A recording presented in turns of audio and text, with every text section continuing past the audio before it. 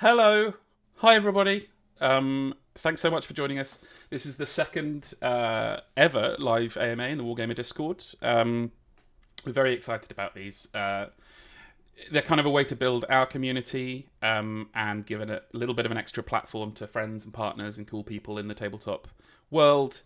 And also to generate articles. Like any of you that were at our War Machine AMA that we ran about a month ago, generated some completely original news and reveals of new War Machine models. And it's a really cool opportunity for us around the board. So we're very excited about that.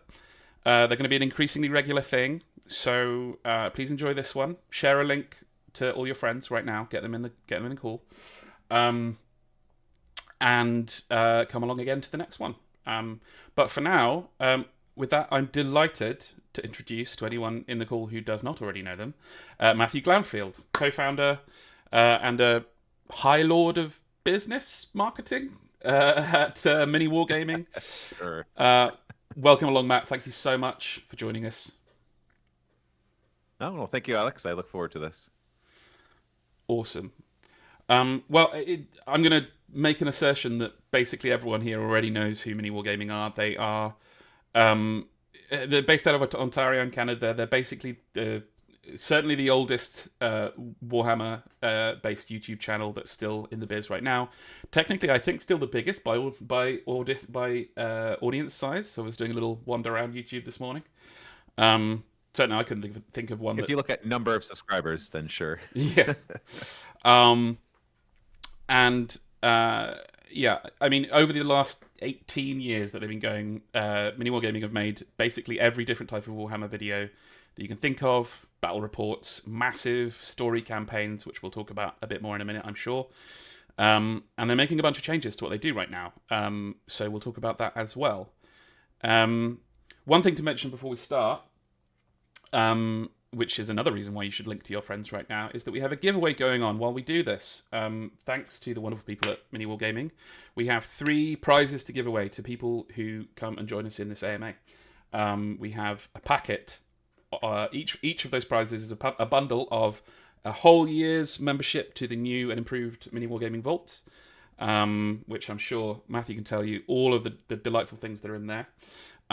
It is a set of their brand new Ruins of Perdition sci-fi gothic wargaming terrain, and a set of your choice of their very lovely MiniWarGaming branded D6 dice as well. So we've got 3 of those little bundles to give away to people that take part in this hour of fun.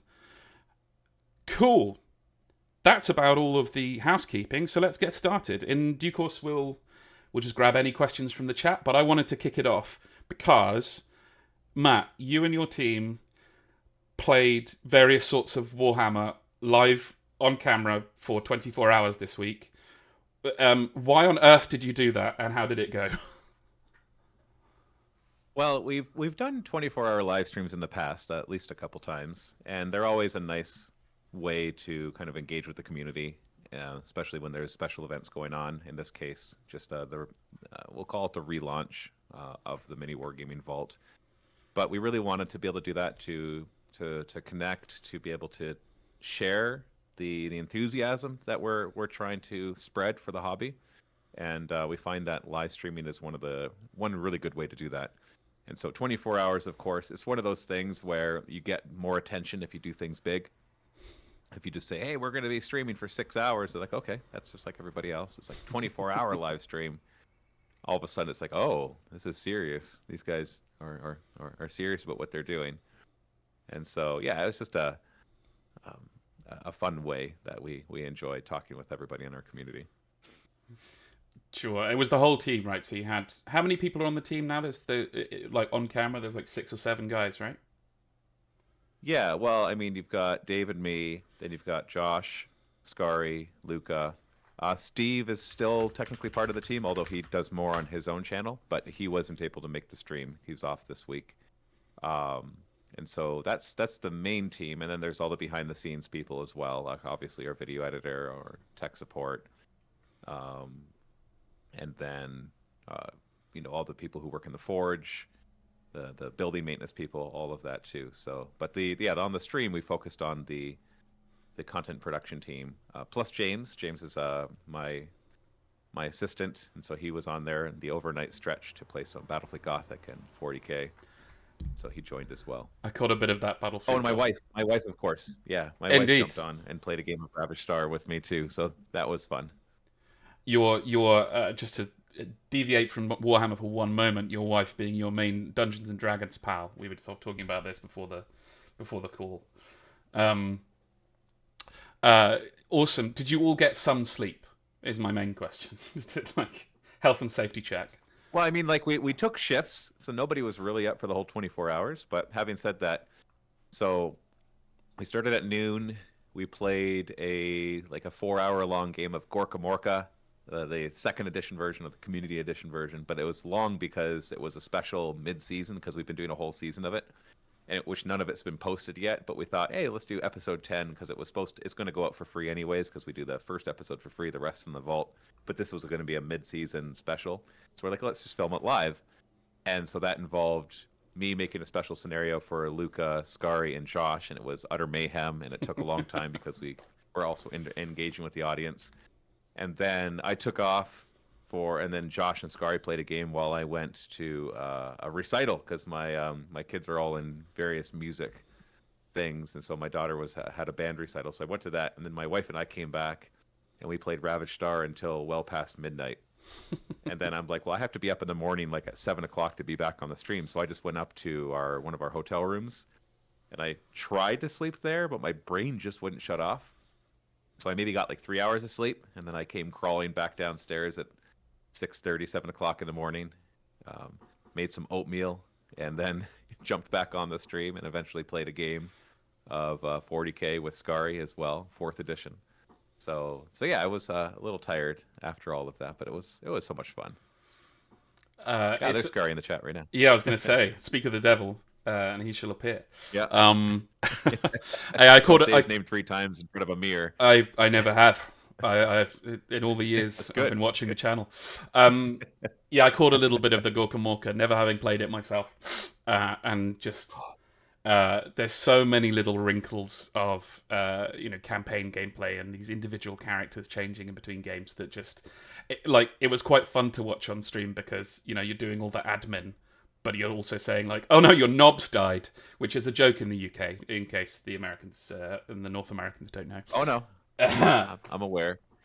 Yeah, I'm saying you should rename it too. It's just Gorka Morka, knobs and penetration. We use those 2 words a lot during that. But that T-shirt sells well on the store. Yeah. my mod is telling me to stop swearing. Apparently, right? Let's move on because I know I'm just an orc. It's an orc. Because there's a reason why you did that stream, and the reason is MiniWarGaming has a big new strategy going on, and as I understand it, it's about pivoting away a little bit from. Certainly competitive Warhammer gameplay, possibly a bit from 10th edition in general, which we'll talk a little bit about more about in a bit, and putting more resources back into big narrative campaigns with a story and characters that run over a course of weeks.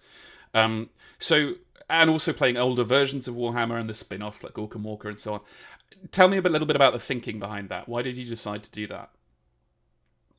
It's been an idea several years in the making, to be honest. So, like, we started MiniWarGaming 18 years ago, and the idea was that it was an e-commerce store that sold miniature wargaming stuff like Warhammer magnets, hobby supplies, all that kind of stuff, and War Machine, expanding to whatever lines, your traditional online store. And the video side was just to promote that. But I came from an internet marketing background, and something that had worked really well for me before was subscription services for content. Because it helps you to get the recurring income that you need as a business rather than relying on like Black Friday to finally make you enough money to make up for the rest of the year kind of thing. And so we started the MiniWarGaming Vault, I want to say within a year or 2 afterwards, and it was just a way to access our content early and get some discounts in our store. But about 6 years in, Games Workshop didn't like online stores at that time. They were kind of internet phobic. That thankfully they've changed, but they finally found a way in Canada to say, no, you can't sell online, which I'm still questioning whether it was legal or not, but it doesn't matter. They did it. And that was when we shut our store down, it was already struggling, but that was kind of the final nail in the coffin. And we said to the audience, hey, we're no longer going to make money selling you stuff. So if you want us to keep making videos, we need people in the MiniWarGaming vault. And we actually, like, tons of people signed up. And within 6 months, we were solvent. And from there, we just kept experimenting with the types of content people wanted. We found out, of course, battle reports were very popular. And then we experimented with our first narrative campaign, The Fate of Fayoum. And that was very popular. And then eventually we even experimented with new types of narrative campaigns, like our Death Watch campaigns, and those were the most popular. And we just kind of went from there. And we had a few years where it was really growing, and the market was growing. And then we just kind of, I feel like, I'm not sure exactly when it started to happen, maybe 6 or 7 years ago, we started to struggle to grow. We kind of went through that rapid growth that businesses have, and then we started to plateau. It was a healthy number, so we weren't too worried. But it's easy once you start to plateau to get complacent. And so it's a combination of that, as well as like tons of other people coming in and starting to make businesses too, not just YouTube channels, but actual businesses. And while many of them didn't do great, enough of them did do really well that there started to be more and more competition. It's funny, I call them competition, but we know each other. We see each other at conventions. We're good friends. We work together a lot. We got Play on Tabletop, Tabletop Tactics, Tabletop Titans. We got, oh my goodness, so many. Heck, now I've got 2 people working for me who also have their own channels, like Steve with Mountain Miniatures and Scary with his own stuff. And so I've got literally my competitors in the building, and it's just yeah, it's all part of that. And so we started to experiment with lots of different things. And over those years, we just kind of, I think, lost focus on what people really, really cared about the most when it came to our company. And that was the narrative-driven experience that that was lacking in the past couple of years, I would say. And so that saw a decline in, of course, our viewership and everything else. And in trying to fix it, we kind of came to the conclusion in the past year, I would say, maybe 6 months, that it's like we got to cut out a lot of this extra stuff. We've got to pull back and really focus on the roots, the things that people know us for and love us for, and do that. At the same time, the whole like 10th edition versus older editions thing, that came about slowly. A couple years ago, Luca and I can't remember who he did it with. I think it was Steve, decided they wanted to play 2nd edition Warhammer. And I'm like, sure, go for it. You can play a couple games. And those videos did incredibly well. And I just kind of like, that was the first little register in my head. I'm like, huh, maybe it's just a coincidence, right? And then they wanted to do more of that kind of stuff. And every time they did, it would always do really, really well. And so recently I had them experiment more and more with it. And lo and behold, it's drawing in a lot of attention. And the more I've been talking to people, like at Adepticon, through comments, in person, the more I'm starting to see a shift in the mentality in miniature wargaming. That we have on the one side the modern wargaming, with like a Warhammer 40k 10th edition and a lot of other games that are streamlining things. Heck, D&D did the same thing with 5th edition. It's not a bad thing, but we could talk. I can ramble about this all day, so you cut me off when you need to. But what I find is that it focuses on, I don't know the exact words to use, because it's not that it's not good. It's just not what I want. It feels more like a board game. It feels more like numbers than it does thematic narrative experience like it used to be. I've noticed going back to older editions, it's little things like using a blast template or a flamer template, or the position of the guns on a vehicle actually mattering. And even though you can have fights like crazy, I'm covering 4 guys. No, it's 3 guys. It's like, it's like those kind of things are more prominent in the older editions because there's a lot of things open to interpretation, rather than it's D3 shots. That's 2. You can't argue with that. But for the record, we don't argue about that here. We have gentleman's rules or house rules where it's like you let the other person just look and they decide and you don't question it. And but I started to feel like I'm playing with my toys again by playing these older editions, and that feels good. And it's like, oh, it's what I want. And maybe part of that's nostalgia, but I don't think it's just that, because I've been watching comments in their videos as well of people saying, I've never played this edition, but it looks like a lot of fun. Or watching Gorka Morka. Never played Gorka Morka, but you can enjoy watching it. It's almost like a spectator sport at that point, because it feels like the vehicles are going and crashing into each other, rather than being like, okay, let's roll a die and see what happens. Oh, that's it. Or, you know, it's got 3 wounds and now it's got 2 wounds and now it's got 1 wound and now it's dead, so remove it from the table. Like, no, it spun, it crashed, which caused a spin and a crash, which then flips over and everybody goes flying and it blows up, and then you leave it on the table as a piece of terrain and everybody jumps on top of it. And which can all yeah, which can all happen in your kind of emergent storytelling headcanon, even in the game of 10th edition Warhammer 40k. But that's not the rules that you're paying for and agreeing to play. Whereas in the old one, that is the game. You know, I was going to ask actually about like I said, when you started getting those good numbers from the videos that were playing old editions, and looking at the feedback from in the comments and people that had watched it and said those sorts of things. What was it about the difference in feel and entertainment from the video that got them in a way that 10th edition stuff doesn't? Because if you look at like the top performing videos across the board and the things that most channels are doing, the newer channels are doing large volumes of, it's competitive 10th edition stuff. You look at Play on Tabletop, you know, they've turned competitive for Warhammer 40k into like a sports show, very American style sports show with all the graphics and kind of voiceovers and stuff. So what is it, do you think, that grabbed the enthusiasm of that audience from playing those earlier editions? So I'm not saying that it's a bad idea for those channels to keep doing that, because I think they should. What I'm saying is that with the size of the audience now, it's reached a critical mass where you can start to segregate the different types of people, or at least the different types of attention. So we talk about it being different audiences, but really it's not. It's more like the different mindsets of an existing audience. Like a good example is watching YouTube shorts versus watching long form videos. It's not like there are people who watch shorts and people who watch long forms. It is when you're going to the bathroom, you watch shorts, and when you're on your couch on your TV, you watch long form videos. So it's like the mood that you're in, right?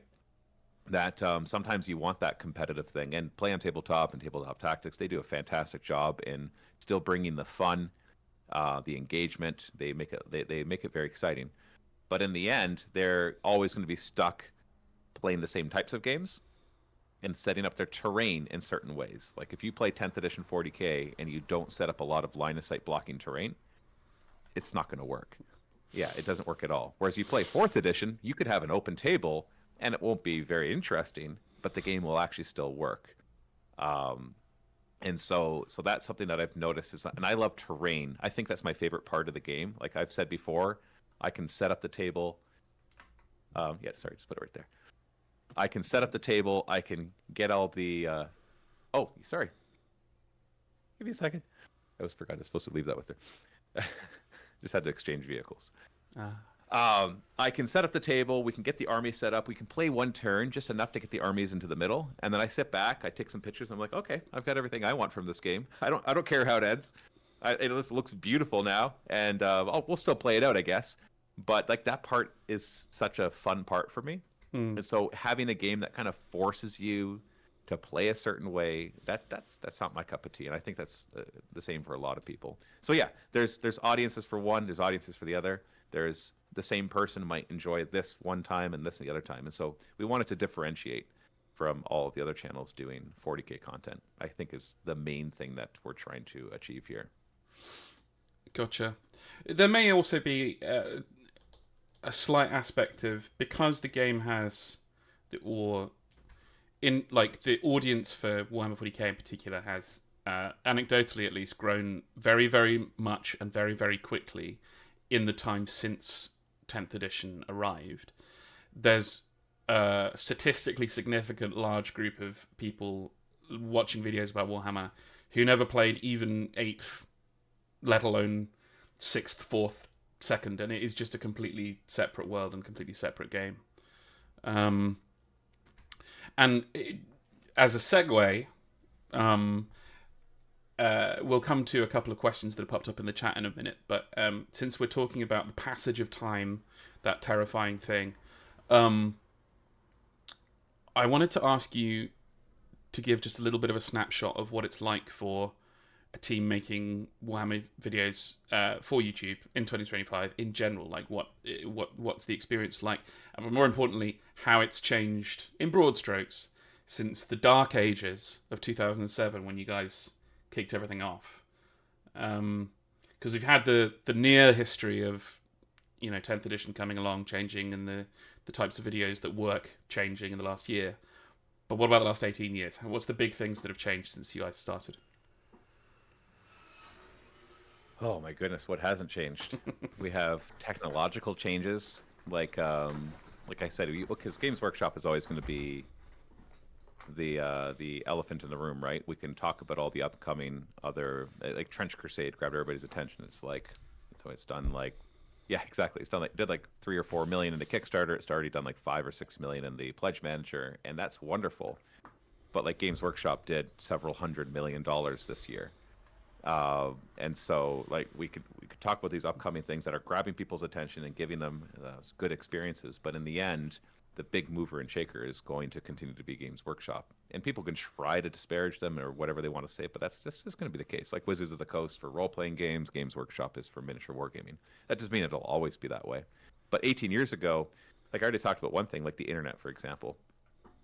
They saw the rise and fall of the internet, the dot-com bubble burst. And so the CEO who helped build Games Workshop from nothing through retail stores, didn't like the internet, and that was very clear. And it took changing over to a new CEO before they really embraced that YouTube is actually a good thing, and that maybe you shouldn't disable comments on your Facebook posts and all of that kind of stuff. And so there was that, and then you have 3D printing, which has opened up a whole other ball of wax for allowing for smaller businesses or individuals to create miniatures that they don't have to go through the expensive molds and everything else. So that's opened up. So you have technologies that have really changed it. You have politics that have changed a lot too. Like what is acceptable and what is not acceptable in the games. There's been a lot of that discussion over the past few years to try to make the games more inclusive, which of course that's going to create a lot of, we'll use the word interesting dialogue back and forth. And the audience growing as rapidly as you have been saying. I think what that means is that you end up having a lot of younger people joining, but you still have, unlike other markets where you'll get that like pyramid where lots of younger and then they slowly get out of it. This is not the case, that you actually you keep being a nerd into your old age now that it's acceptable. Maybe not for my parents or grandparents' generation, but for our generation, being a nerd in your 40s, A-okay. That's not weird and creepy at all. Whereas back in the 80s, I had a different perspective on things, obviously, when it came to Dungeons and Dragons and Warhammer. And you could see that even in the design of miniatures back then, too. So I think it's the audience grows, which is expanding the interest, which allows for a lot more businesses to step in and cover the niches of the different types of interests that people have as well. And that's exciting. It allows for more people to enjoy it. But that also does mean that companies like Games Workshop will end up trying to cater to the larger audience, which is where they end up. And Wizards of the Coast have done the same thing with D&D, and that can kind of drive away some of the older customers because they're not interested in having an easily accessible game that doesn't really scratch the itches that they want, and so they go and they play the other stuff, either older editions or completely different games. And that's good. Games Workshop keeps pulling in new people, and then those people eventually discover the broader fear of wargaming. And so it's very healthy for the market overall. I agree with that. It's interesting to have that dynamic start to pop up more in wargaming in a way that it's always, not always, but for quite a long while, that's been a recognized thing in the tabletop RPG community, in that you play Dungeons and Dragons first, because of course you do. And then, inevitably, if you like Dungeons and Dragons and play enough of it and hang out with enough people at local gaming stores playing it, you will encounter other games and you'll be like, that does this better, and that does this better, and that does this better. And the same has always been true of wargaming. But I think Games Workshop's kind of stranglehold is, if anything, maybe a bit more than Wizards of the Coast, perhaps. That's an argument to have. Yeah, maybe. Who knows? It's hard to say because they're a public company, so you know their numbers, but you don't know everybody else's numbers. Indeed. So you see Kickstarters and stuff, but we know. I think my guess would be that maybe they're still half of the market. That would be my best guess when I look at the the companies like Atomic Mass Studios and Steamforge Games, and you look at Warlord Games and all of them, and then you look at things like Trench Crusade, and $10 million is not nothing. I wasn't trying to disparage that. That's like maybe 3 or 4% of what Games Workshop is making this year. So you add up a bunch of those smaller companies, and they probably add up to at least 50%. And so I want Games Workshop to thrive, even if they keep making editions of games of the Warhammer that I have no interest in, because it'll bring in more people who will then filter out to the things that I am interested in, and it'll help support that and bring more money into the industry, which allows for more smaller companies to thrive as well. Absolutely. I'll take a little break from my questions for a minute to pull out a couple from the AMA chat. First one, because we're talking about looking back at older editions. Goatman says, "Hey Matt, how do you not burn out from Warhammer? It's been 6 editions," which is not a bad question. You do, constantly. How do you unburn yourself when that happens?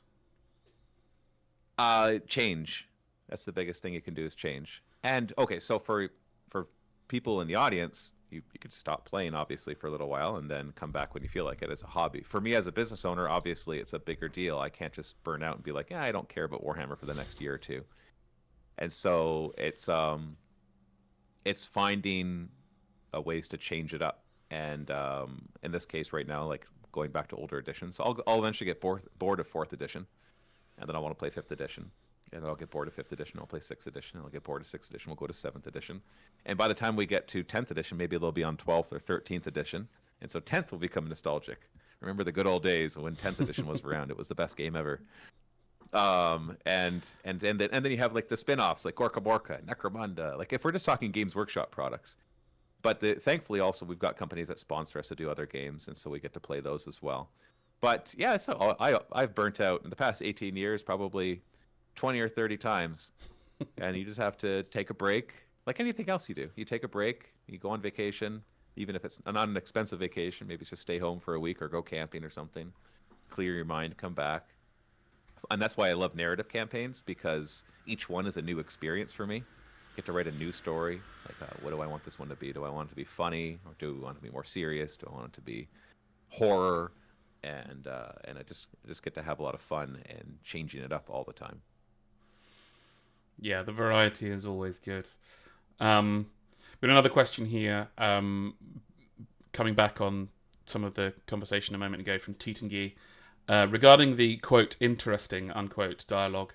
How do you, and I think by that they mean MiniWarGaming as a business and a channel, how do you deal with the fash, i.e. referring to individuals who have fascist opinions, or kind of groups that could be referred to in that way? How do you deal with them as a channel? And do you think Games Workshop's marketing has had any impact on that element within the wargaming environment writ large? Well, that is a good one, and it's a tough one to answer because obviously we have to be very sensitive in how we present these things, because people can often misunderstand our intent behind things. Like I've always said, if anybody has any questions as to how we feel about individuals, it's just like, come and watch us and have fun with us. But how do I deal with that? First off, I find that it doesn't actually happen very often in our comment section. It's very few commenters that I have to delete. I've had to, though. There are definitely some people who have posted hurtful things. I don't care about the people who come on and say, you guys never get rules right, or Matthew is looking too old now. or somebody's getting fat or whatever, and it's like whatever, it's like, go home, nerd. But yeah, when somebody comes on and starts posting like any hateful or racist or sexist or transphobic or anything that kind of, we just ban them. And there's not actually very many of them though. Thankfully, I don't have to deal with that very often. When I go to conventions like Adepticon, it's just good people of all sorts of persuasions. Like, we're Canadian, so obviously there's been a lot of interesting relationship stuff between Canada and US. And that all happened just a few months ago. And then we go to Adepticon a few months after all that happened. And here we are crossing the border. There's a bunch of Canadians coming to Adepticon. And I think we had conversations about it like 100 times. And every single one of them was people being like, sorry. And they were all just everybody's was great. They all love to be there. They're excited. It's just so positive. It's such an air of positivity. I think the internet can give you a false sense of what the community can be like. And so I don't think that there's actually as many people out there who would classify as fitting into the term fascist. I think there are very few. I think they're loud, and I think they are hurtful, and yes, they do get banned and deleted. But I find overall people are very good. Now, does Games Workshop's message help or hurt that? That's a hard one to answer, because they've been around for so long that there's obviously stuff in their older publications that maybe wouldn't translate as well if they started now. Like if Warhammer was designed now. But then if Warhammer started to be designed now, I think in 40 or 50 years, there would be the same conversation that all that stuff is a little too old-fashioned. It's not aligning with our current political views.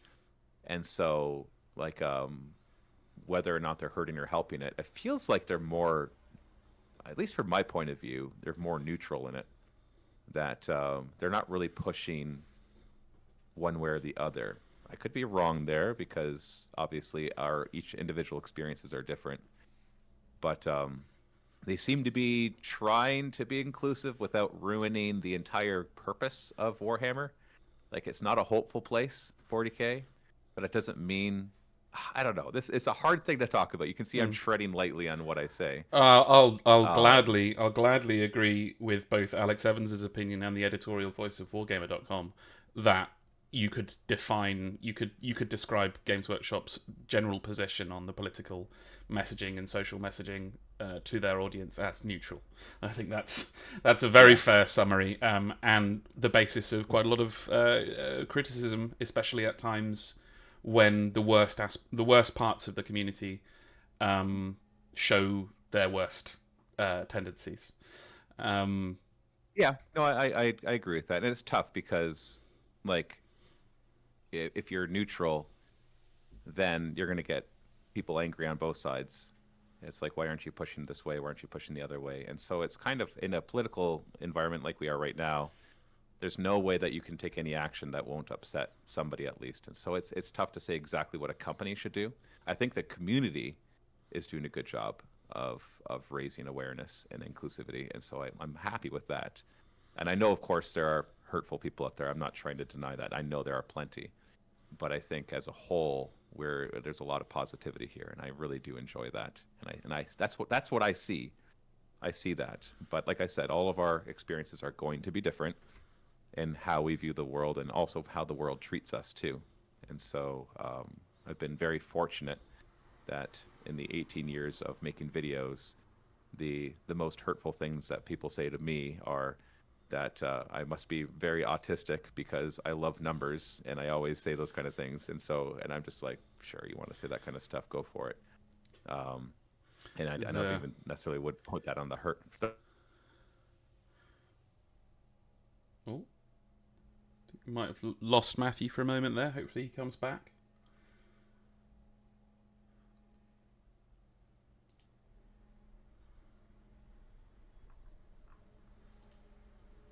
Everyone's still hearing me okay? Treatment. I think we're back. So I think we had a momentary lapse there. Yeah, I think Tietengi's response there raises an interesting point as well, in the mention of Aaron Dembski-Bowden, in that some creative people who are attached to Games Workshop but are not bound by the same rules as the organization itself, have often been very bright lights of positivity and inclusivity in the community. I'd highlight Gav Thorpe as well, and some of the other Black Library authors who are quite active in taking positions that maybe Games Workshop feels it can't. I have another question actually to throw in here. We'll come back to the chat in a moment, but since we were talking about judgment in being a public kind of facing organization or a team or a person in the Warhammer community, if someone was looking, perhaps a member of our audience, or a member of Wargamer's audience that might be reading the articles that we write from this afterwards, if someone was looking to start making Warhammer videos today for YouTube, for streaming platforms perhaps, in different formats, but in general they were wanting to make videos for the internet today, what advice would you give them on the sort of types of content to consider first, and where some general do's and don'ts, shall we say? So this would actually, you can remove the subject of Warhammer or wargaming from that question, and you'll get the same answer. Because this is more, we're switching into business advice here. Because the answer, if you said, if I want to make videos about Warhammer, where should I start? Or if you told me I want to make videos about politics, where should I start? If I want to make a video about business, where should I start? If I want to make videos about cross-stitching, where should I start? The answer is going to be the same. And because it's interesting, when you would ask people 20 years ago what they wanted to be when they grew up, you'd get, kids would say, like, I want to be a policeman or a firefighter or an astronaut. And now they all want to be YouTubers because it seems like an easy way to make money, which I can tell you it's not. It is a tough profession, because just like anything else, the entertainment industry is, especially with technology that allows people to get into it really easily. The biggest thing I can say is you have to be different. You have to be very, very different. And I've told my son this, because my 15-year-old son, he's like, Dad, if I started a YouTube channel right now about Minecraft or Rainbow Six Siege or whatever computer game he happens to currently like, and I just kept making videos all the time, by the time I'm an adult, do you think it'll be making me enough money? And that was a really good question. I told him, I'm like, nope, I don't think so at all, because it's not the amount of time you've been making videos that matters after the first year or two, because obviously there's a build-up time. It's whether or not you're doing something different than everybody else. And obviously, as time goes on and the internet gets bigger, it's hard to do something different than everybody else. And so that's what you have to kind of look at is, like, obviously you say, well, the biggest audience is people who watch Warhammer 40k 10th edition. So therefore I should make videos about Warhammer 40k 10th edition. I could tell you that maybe that's the case, but you've got to be different than everybody else who makes videos about Warhammer 40k 10th edition. And so how are you going to be different? And so I have seen firsthand the success of YouTube channels who say, you know what I'm going to do? I'm going to do something that is not the most popular thing, meaning a game that is not the most popular game. And I'm just going to stick to that and build that specific audience. And I have seen it actually become successful for those people in building a YouTube channel where they're like, I'm going to choose a game that has enough people playing it, but that nobody's really making videos about, or that they're not really consistently making videos about. And I'm just going to keep at it for a year and make the best content that I can. As terms of what kind of content, well, the easiest is battle reports, but it's not always the best. You can do anything from lore videos to news and rumors to all that kind of stuff. But once again, that's immaterial. You have to figure out what it is that you'll be good at doing. So I can't say battle reports are the best thing for you to do, because maybe you suck at being in battle reports. You just maybe don't have the personality for it, and your personality would be better served making lore videos. Like maybe you can do really good narration, but you're not good at just talking. You need a script. Well, in that case, that's the type of video that you're going to have to do. So that's going to be different for each person.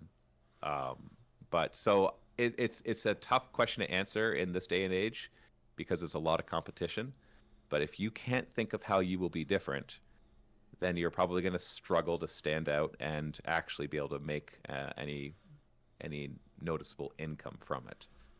So, and that goes with honestly any type of business, but especially in entertainment. How will you stand out? Yeah, I think that rings true in our business of editorial coverage of tabletop games as well. You kind of have to pick some lanes, a lane or a few lanes, and establish yourself as some a place that offers something different and good on those things. Because long before any of us thought of doing this, there was already competition on the biggest things, and the fact that whether you go onto YouTube or whether you are making a blog that is relying on Google for traffic to your blog, that is being driven by algorithms, means that by default the stats are against you. By default, you are not. The discoverability of new things is difficult, so you have got to differentiate. I agree with that, and it's good to hear your experience of it too. Quick question from the community, from the chat, I should say. A couple of people asking about plans coming up on the channel. King Bob says, "Is there any plan to make a campaign similar to the Hunting the Fallen, where he had missions he could select to drive the story?" Yeah, for sure. So our goal now is to really dive back into making lots of narrative campaigns, and the idea is to always have two running at all times. And so they'll be out overlapping. So like for example, tomorrow, if you're watching this live, will be the first one that we're doing in the new vault, which is the next Death Watch campaign, which I filmed with Luca, Steve, and Josh. They each had a Death Watch kill team. And that one was more railroady, meaning that I just told them what their missions were going on, and then I would still change the story based on how the missions went.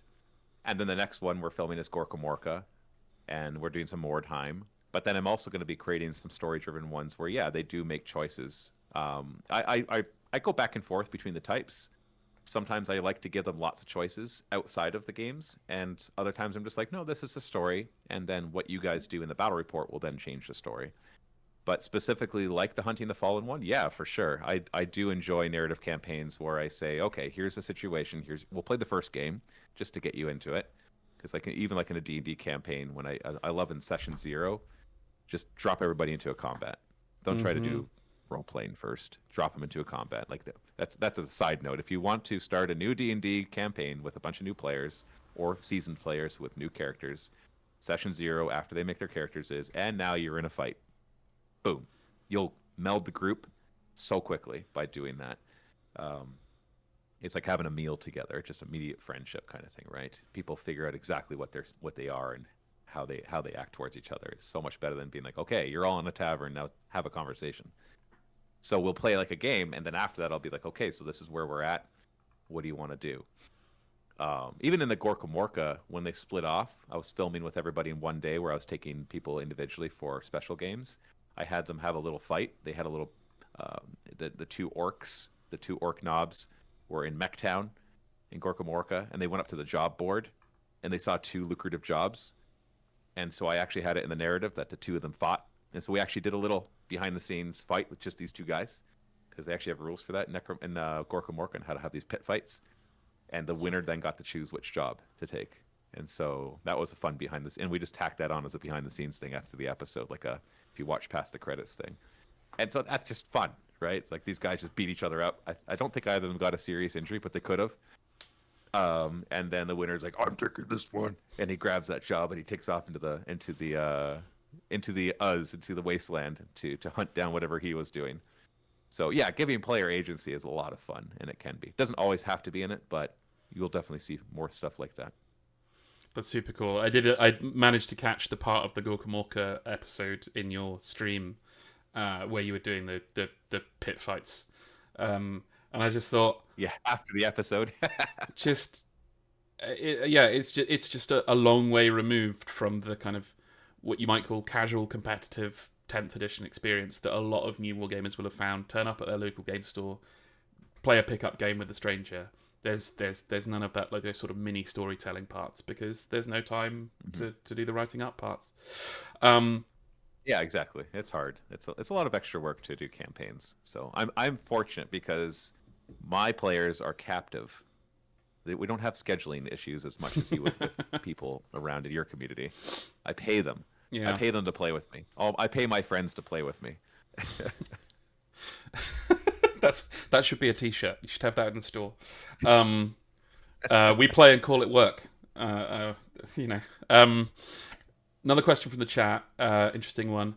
Mike on the mic says, "Hey Matthew, I've recently started running a 40k narrative event for my local Flugus, friendly local gaming store in Southern Ontario. Any advice for marketing beyond my local shop and immediate friends? Discoverability for someone without a following and a platform feels like yelling into the void. How did you get things rolling before MiniWarGaming was huge?" That last part is actually That's an a really interesting good question just from me. How did you get Yeah. things rolling before it was huge? Okay, so I don't know if this would work anymore. This will date me, but when we first started, we were like, because Games Workshop had a rule that if you wanted to sell online, you still had a brick and mortar store. So I'm like, okay, Yeah. we have this 1,000 square foot area, we'll turn that into our store. But then we're like, but we should have a club. We should have a local gaming club, and support that, because that also allowed us to set up tables, and then we'd film videos about it as well. And so my wife and I and Dave, Wednesday nights we ran a club. And so what we did, and it just happened to work really well, is we actually went to the local newspaper and said, hey, we're doing this thing. And the local newspapers are always starving for local news because it's just so boring. And we had actually quite a few new people show up because they heard about us in the news. Now, I don't know if local newspapers are going to have the same pull that they did 18 years ago, but I think the similar idea, where you need to find those local groups that are already established, but because there's people out there, so like Facebook groups or Discords, you have to not yell into the void, but to yell to the right places. So obviously, hopefully the store owner, if they have a community, if they've built up like a Facebook community or a Discord or whatever, then you could do that. But yeah, it is a lot of work at first. That got us we probably had like about 15 or 20 people who joined that club within the first little while, and then it grew from there. But it is tough. It is tough to run narrative campaigns locally, because like I said, you have the problem of scheduling and people actually following through. They get excited at the beginning and it drops off if it lasts too long. But yeah, you have to look up those. But I would still actually try your local newspaper saying, hey, we've got these cool new things going on. You'd be surprised. Some intern who's just like, I just got to write something. We'll probably put you in somewhere. And even if you just land just 2 or 3 new people because of that, like how many do you really need to make a narrative event work in your local store? You only need like a dozen people at most. And so yeah, you just have to kind of pick them up wherever you can. Yeah, and having an easy digital home for it as well that you can hand out links to or QR codes to is gonna give you a leg up while you're approaching those hubs. So I definitely say, knock up a Discord. They're free and they're easy to do in that way. And the other thing about Discords is... Right, we just had somebody in the chat say that right there, too. We just had somebody pop up in chat, said, connect Oh, with me, hey. Mike. I can shout it out on the other Ontario Discords. Like, there you go. Just you found something. It was a little lucky, but you found somebody. Sorry to interrupt. I just saw that. No, absolutely. I mean, exactly right. I was literally about to say the other thing about Discord is that kind of the whole point of it now is like self-starting international and local communities that share with each other. Like most Discords to grow have a partnership channel where you partner with other servers and say, hey, we've got a server about this, you got a server about that. Let's link up. That's one of the reasons why we're here today doing this. So it's something to think about. Hopefully some useful advice for you there, Mike. Right. Let's have another question. I saw something about the new game earlier on. Dun, dun, dun, dun, dun, dun. Yeah, Goatman says, would you be interested in creating a TTRPG system based on the Ravaged Star? Maybe it's worth, as a beginning of that, the answer to that, just giving us a potted history of what Ravage Star is, why it's so cool. Sure. Well, the short answer is yeah, of course. Not yet. Not right now. Ravage Star, of course, is our sci-fi miniature war game that we've been developing. It started off as partnering with a company just to make a fun line of Veil Touch miniatures, which were Chaos Space Marine proxies. But that we were very surprised with how popular that was. We raised over $1 million just selling those miniatures, which kind of blew my mind. And it was fun. And that's one of the things where we're like, maybe this is one of the things that we can do for the future of MiniWarGaming. And so we decided to make a game out of it. Probably jumped in a little too deep, too fast. Like I was saying, we were trying out a lot of things. And so here we are, a small company trying to make something big happen, and it's a struggle, time-wise, financially, everything. I could tell you about 150 new things that I learned just in the past few months about logistics and manufacturing and wonderful tariffs and everything else that just constantly throw monkey wrenches into the plan. And so we need to slow down in every way, and that includes Ravage Star. I don't mean slow down getting it out. I mean, like, we're not going to start new projects with it until we finish what it is we're currently working on, because we need to, because that's a mistake that we did make over the past couple of years, is that while we were doing this, we're like, hey, while we're waiting for these things to happen, let's try this and this and this. And it's just like, okay, we should have just, held off, saved the time and the money, and really just focus on getting this one thing done right. And so it's hard to know, though, when you're supposed to advance, when you're supposed to expand, and when you're supposed to focus on the one thing. But so yes, definitely, if Ravage Star continues and grows and becomes a thing, I would want to do everything. We'd want video games, we'd want books, we'd want TTRPGs, we'd want, yeah, why not, right? We want the whole universe to come alive. That would be the hope in the long run. Nice stuff. Hopefully you'll still be there to buy all those delicious things when they come out, Goat Man.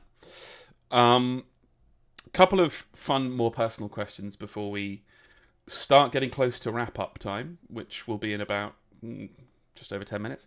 But before we do that, we'll give you a chance to plug all of the wonderful stuff in the vault and what's going on now, and just go over for the audience what that looks like and how they can get involved. But before that, a couple of more personal questions. What is your personal favourite tabletop war game? We can limit it to Warhammer if you like, but of all of the, even if you've played every edition on the channel once or twice, you played all the spin-offs and the Mordheims and the Gorkamorkas and the Inquisitions and all the rest of it, what is your number one favourite? You are not allowed to equivocate. I'm not going to equivocate. It is a hard question to answer, though, because I get bored of anything if I play it for too long. And so I have played a lot of games, because MiniWarGaming, our channel, we used to, and we still do, but there was a point in time in the first 5 or 10 years where I'm like, I want MiniWarGaming to not just be about Warhammer, because that's what everybody says. Don't just be about Warhammer. And it's like, well, okay, there's a reason it is. Yeah. And so I'm like, I'm gonna play all these games: Firestorm Armada, War Machine, Infinity. What the list goes on. If I can try to remember them all. So yeah, Games Workshop games. I've played Fantasy since I can't remember which edition. I've played Age of Sigmar 2nd, 3rd, and 4th. Warhammer since 4th edition all the way to 10th. Gorka Morka, Necromunda, both the Necromunda Community Edition and the new Necromunda, of course, and Ash Waste. Battlefleet Gothic, Warcry, Kill Team, through all of its versions, plus many, many more. And so I don't know if I can pick a single favorite. I can tell you when I seem to have the most fun, and maybe that is the answer. When do I find that I have the most fun? And those are always very easily the games that are more campaign skirmish games. So Necromunda, Gorka Morka, that kind of stuff. While I enjoy Warhammer 40k and playing larger games, I definitely love smaller scale skirmish games the most. And so they are definitely my passion. Like, I have just been having a blast playing Gorka Morka Community Edition. And I could tell you 100 things that suck about that game. Man, going through those rules, I'm like, why? Why is it like this? And yet we play, and it's just stupid fun. Necromunda, I find, is a similar experience. I'm really looking forward to playing Mordheim for the first time. I haven't played it yet, but I promised on the stream that I would. I said if I get 5 memberships in the next 30 seconds, I'll do Mordheim. And then Steve was at home and he gifted 5 memberships right away. So now I have to play Mordheim with him. But I'm looking forward to it. Like I've been reading through the book. It's the post game stuff that's so much fun. Like you were saying, when we played Gorka Morka, yeah, the game was a lot of fun, but then they went back to Mechtown, and the knob, a knob died in one of the orc war bands, and the 2 spanners had to fight over who became the new knob, and one of them got an injury, and his head got wounded, and so they took him to the doctor, who ripped out his brain and replaced it with a squig brain, and that's a problem. And so now Josh is like, what do I do with my warband? And he's been thinking about, do I retire it or do I actually like lean into it?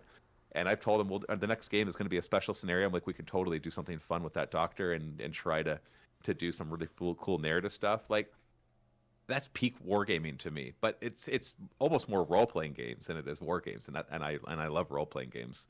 So it definitely, I would say, I'd have to put it in there in those skirmish campaign games. So Fallout Factions was a lot of fun. We got to play that because they sponsored us. Great. Similar idea though. It's based on a campaign. It's not about let's play a game. It's let's see the continuation of these characters in this warband. And so those tend to be my most favorite games. And Frostgrave, yes. Like I've always seen people that suggest that, and I do intend one day to check it out. It's just time, right?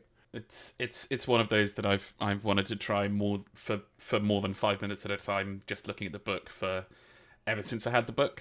So there's this wargame designer Joseph McCulloch, who writes these solo first, but also can be cooperative, miniatures agnostic wargames, narrative wargames.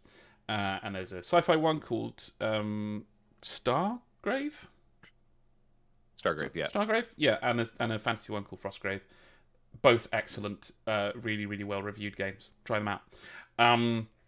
Since we're on the narrative and role-playing kick right now, quick fire question from Kerrigan's son. What D&D class do you like to play the most and why? Bards. Because I like to pull up my ukulele. And I've just currently started a bard character, and I'm having so much fun with it. So I try to actually make up songs. Sometimes... maybe this will anchor some people, but I'll open up ChatGPT and be like, "Hey, make me a song about this." I'm gonna just do the song. I'll reserve judgment on your use of the that's abominable intelligence to create songs. Oh yes. Sorry, are we not friends anymore? No, we can be friends. It's okay until the AI apocalypse comes. We can continue being friends. I have told my phone. I for one support my AI overlords. Hey Siri. Yeah, make sure it's logged in the database that you're a friend. Every time. You're getting only love, only only support for the Bard love in the chat so far. So I think you're all right on that front. The Beatmaster21 says, "Are there any plans for some Horus Heresy narrative campaigns and/or content?" Wouldn't you like to know? So the original answer to that was going to be no. Because even though we've got new Horus Heresy coming out, which would mean, you got to jump on that as a new channel, and normally that would have been the case, but we've just been like, no, we've got to stop chasing that, and because and that's not a bad business choice to chase it, for sure, but that's just not what we're ready to do, and it would distract us already from what we're trying to accomplish.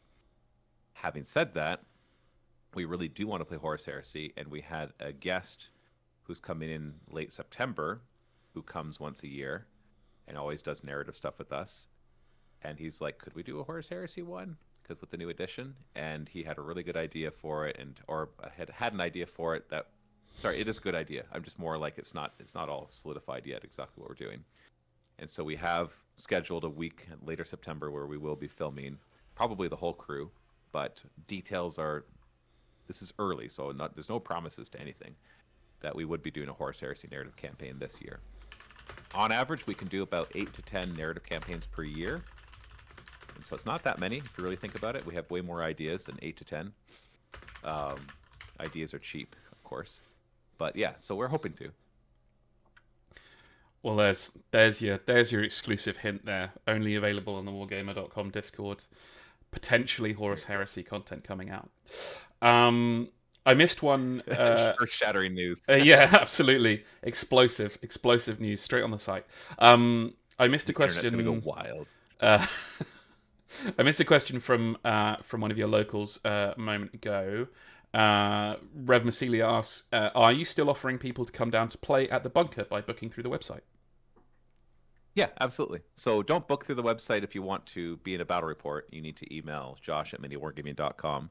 You're welcome to book we have the hotel rooms. You can book those if they're free. The website will tell you if they're free, but you're not guaranteed. We've actually, for the most part, it's been great, but we've had once or twice that somebody will book like a week in the hotel room, and we're like, oh, cool. And then they show up Monday morning saying, all right, I'm ready to film. And we're like, oh, we didn't know you wanted to film. Because people do book it just to come and stay and can go to Niagara Falls and stuff. Yeah. And so, yeah, don't do that. So email josh@miniwargaming.com, and he's the one that can figure out where we can fit you in the schedule and how much we can do and what we can do. And yeah, absolutely, we have the rooms that you can stay at as well. And then you can like check out Niagara Falls. There's lots to do around here as well. So it's a nice little trip. Superb. Right, we're really quick fire now because a couple more coming in, and I want to give you a couple of minutes at the end just to talk about what's happening in the new vault and where people can sign up. So, first thing, what's your favourite 40k edition? Teton Gee asking the big questions. Again, no equivocation I don't know if I allowed. can answer that one. I know, but unfortunately, you might get that because like I'm currently playing 4th and I really like it, but I'm looking forward to playing 5th and then 6th and then 7th. We obviously spent a lot of time in 7th, so it's probably one of my favorite. The way it got a little too bloated by the end with attachments of detachments and dogfight phases and all that and super heavies and stupid stuff like that. But it was the addition of being able to play a lot of different ways, and so for me making narrative campaigns, it had a lot of stuff to work with. And so I would probably say 7th edition for narrative wise. Going back from 10th to 7th was such a breath of fresh air, like re-adding initiatives and weapon skills and all of that would really, it works really, really well for narrative stuff. It's music to my ears, as 7th was my first edition. Haven't played it for years and years and years. But I also haven't played Horus Heresy, and I wish to play Horus Heresy, which, if I understand correctly, is essentially kind of 7th but knocked around a bit with some extra special rules. So I'm glad to say that. I'm looking forward to trying it out. What have we got? Was there another question? No, okay. Well, at that point then, why don't I move on to just asking you the big question? So you've got the main part of this new change for the channel is that the vault is changing. You got different memberships, you got different things involved in them. What's the changes? What should people look at if they want to come and join the vault? So it's more of a streamlining. We're not like completely rebooting or anything. We used to have 2 levels, bronze and silver. Now we're just making it 1. We're not going to try to be like we're going to serve these different audiences in different ways. It's like, no, we're just going to do one thing really, really well. So a lot of the inspiration came from doing research in other industries like Dropout TV, Nebula, those other subscription services, and seeing what's really working for them.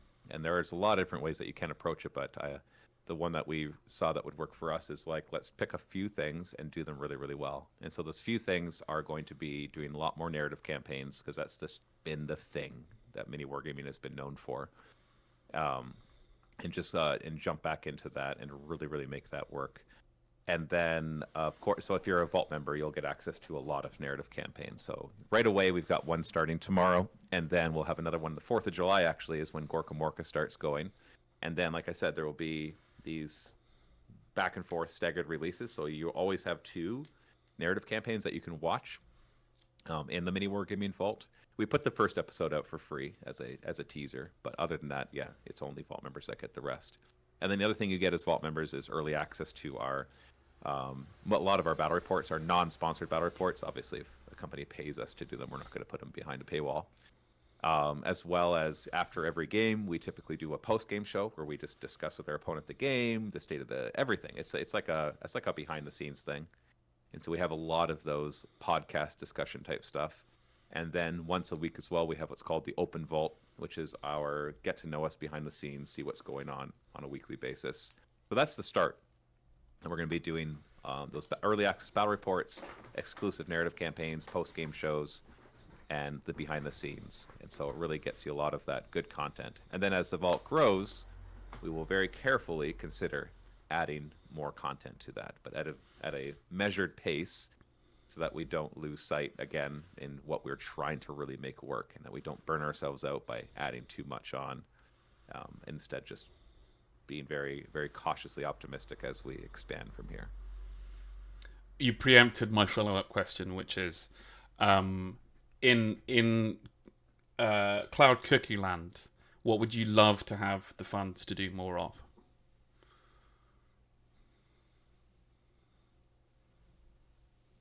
That's tough, because I would say my dream would be able to expand the team would be a big one in a very careful way, but to have team members where I could spend more time with like a writing group, for example. I'd love to have a writer or two. I'd love to have more video editors. Like, I'm not looking at turning us into like a TV production, because I don't actually think that's what we want to do in the future, is to be like, well, now we're going to have the multicam TV with all this stuff like these other channels are doing. Those are great, but it's not really the feel that we're looking for. We're looking more for like you're coming into our home and experiencing these wonderful campaigns and stories that we're telling. But having said that, it would be really helpful to have more of the behind the scenes people to help with the writing, art, sculpting, video editing, that kind of stuff to expand on that team. And so that we can, I have a dream that one day I'll do a narrative campaign where I can actually take 6 months to make it, and that every episode will have a custom table built for it. So wow. Can you imagine? Like, Yeah. every episode, like, that's where I want to put my production money, is into how awesome the table looks and custom miniatures that we sculpt and then 3D print ourselves, so we have exactly what we need. That's my dream. It's the props that I wish that I had more money for. And you might think, well, that's strange. We have so many. You're right, we do. We're very fortunate. But I want the exact thing that I need. I don't want to have to look at what I have and be like, I guess that's what I get. So I want to imagine the setting and then build it. And I would love to have a team to do that. So if I had a lot of funds, I'd probably have that. I'd have a set design team and an art team to create wonderful set pieces for these narrative campaigns. So every episode could be like that, at least in the blockbuster ones. Well, then we'd have all the other ones where we just use what we have, because we have a lot of good stuff here. So that would be my dream, at least on the video production side of things. Well, there you go, folks. There's your second exclusive reveal of the day. If you and all of your friends and family all sign up for the vault and give Matthew all your money, you're going to get narrative wargaming campaigns with a new table every week. How amazing would that be? Pretty cool. Matthew, we had a couple more questions right at the end. Could you give us a few more minutes to wipe those off? Any new questions from now? We've already taken too much of Matthew's time, but there's a couple more. Can you help us? Sure, go for it. All right. So Lord Marshal Valdar, wonderful name, says, have you guys ever tried to play any of the Fantasy Flight Warhammer 40k RPGs? Like Rogue Trader, Dark Heresy, Deathwatch, etc.? Yeah, so we played Dark Heresy. We actually filmed a couple seasons of that many, many years ago on our channel, and I actually played it at home as well with a group. We really liked it. Obviously, it's a very specific experience that you're having. We've played the newer one, Wrath and Glory, as well, both on the channel and off the channel. And I know, like, Luca is a huge fan of the Warhammer Fantasy roleplay, which is a similar experience of a D100 just a brutal system that you know, if you make it past level 1, you're lucky. And he loves that kind of stuff. He doesn't like anything easy. So yeah, no, we definitely have played those. Like I said, we're playing I don't know if I said this on the stream, actually. We're currently playing both Dungeons and Dragons, and in another group I'm playing Fallout 2D20 system by Modifius. So I love role-playing games. I probably love role-playing games more than I love miniature war games. Like, that's something that I've done since I was a kid. So yeah, for sure. Very cool. Just in general, all of the Warhammer tabletop RPGs that are currently under the wing of publisher Cubicle 7 are all worth your look. So they're publishing some of the old ones. They're publishing Wufrip, Warhammer Fantasy Roleplayer, but they also have their own new games, Wrath and Glory that Matthew mentioned. That's kind of quite a combat-focused D6 system in 40k. They've got Age of Sigmar Soulbound, which I've played a couple of campaigns on. That's fantastic. Their newest thing that they've actually released so far is Imperium Maledictum, which I have the book for back there, but I can't leave the camera. Which is kind of a spiritual successor to Dark Heresy. You're playing inquisitorial acolytes or tax auditors or like servitors. It's very kind of gets into the nitty gritty of the lower levels of the Imperium if you want it to. But since we're on the topic, new stuff coming out from Cubicle 7. They are making a Warhammer the Old World RPG, which is interesting insofar as how it's going to differ from the old Wufrup. And they, as they announced a couple months ago, they're making a Horus Heresy tabletop RPG, which is my jam. So keep an eye on that company. All brilliant games. And then we've got another couple of questions. Beatmaster asks, will there be Ravaged Star narrative content down the road? That would be the plan. Yeah, we don't have specific stuff planned right now. But yeah, I do definitely want to make Ravaged Star focus a lot on narrative stuff. Like even if you look at the scenarios we currently have made, definitely if the first few are just your standard grab objectives, kill each other kind of stuff. But even the later ones start to get a little more zany and don't take them seriously kind of thing. Because we don't want Ravaged Star. If it's played competitively, that's fine. But that's not like the goal. The goal is to make a fun narrative game that people can just pick up and play and really enjoy. So yeah, there would be narrative content eventually. Super cool. I'm gonna bookend this with my final question, which is suddenly more personal. What is your proudest achievement in the 18 years of MiniWarGaming? What's the thing that makes you most proud about what you've worked on? I think I could say two of them. So back in the beginning, when we were trying to figure out how to make good battle reports, and I was just like determined, because the battle reports we were making were just like pick up the camera and show stuff, and it was long or it was too short. It was only showing what happened at the end of each turn. And I was enjoying StarCraft battle reports at the time, which were a new thing. Big StarCraft fan. And I was like, is there a way to make battle reports that kind of feel like this? And so we pioneered a couple new styles of battle reports, which have both influenced how people do battle reports today. And like one of them was the beat map bat rep, which at that time was voice-overed, like commentary style, and that really took off. And then the other was Dave's version as banter bat rep, which is more just showing the fun that everybody's having. And then we've kind of merged those styles over the years. And then other people have pioneered their own styles, like the multicam ones that play on and tabletop tactics too. So, but I look back and I can see the growth of the whole industry, and it started from that. So obviously people would have started doing battle reports on their own if we had never existed. But it's nice to have been there at the beginning, to have that influence and watch a lot of other channels mimic the styles and then start to make it their own. And then we got to start to learn from things that they did and pull it back into our style as well. So that I really look back on that fondly and seeing the influence back before. Now there's like just tons of people doing it. And then the other one, of course, is really making narrative campaigns work. Having that become an actual piece of content. I didn't think they would work. I remember when people kept suggesting that we do something like them. I'm like, I don't see how you're going to enjoy these. This is kind of weird. Where I just, tell you a story and then we play battle reports. But then I'm like, you know what? Let's just try to make them work. And then seeing how much people enjoy that, almost because they can't do them on their own really easily because it's hard with scheduling and everything. So they get to live through proxy. So just being able to bring that type of content forward has been something I've been really enjoyed. And I look back and I'm happy that we've done. Amazing.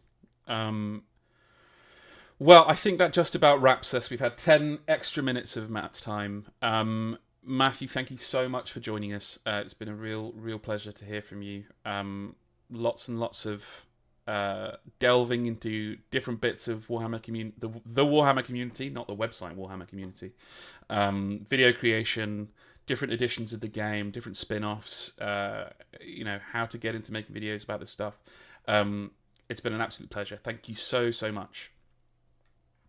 Oh, no problem. Thank you for having me, Alex. And yeah, well, thank you all of you for joining us. You'll be able to find probably some Cliff's notes of the coolest bits of this in articles on wargamer.com starting tomorrow. We'll hopefully make some short videos of it too, just so that you can get back and watch some of the answers. And like I said at the beginning, stay tuned for a lot more of these AMA events, because we love doing them. We want to use them to grow our community and make fun stuff with our friends and partners. So stay tuned. Thank you everybody so much for joining us. See you soon. See you later.